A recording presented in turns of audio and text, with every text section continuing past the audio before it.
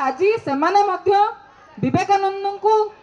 मुंड पातिकी मुंडिया मारुथिबे फूल चढ़ाउथिबे जो माने विवेकानंद विचार को तिले तिले हत्या करुचंती एवं भारत वर्ष को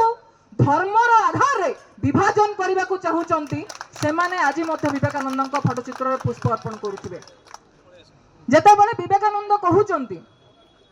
जे आपण लड़ाई करंतु उठंतु अटकंतु नहीं सेतिके बेले तांकर सबुठु अधिक भरोसा अछि आम उपरे युवपीढ़ी उपरे कारण सी जानती जे आमे फियरलेस हेले ही ए समाज को बदल पारिबु। युवपीढ़ी पाखरे हरैबार भय किछि न थाए से लाभ लोभर कथा चिंता करे नहीं से चिंता करे मो पई जो माने लड़ी चंती जहांको पई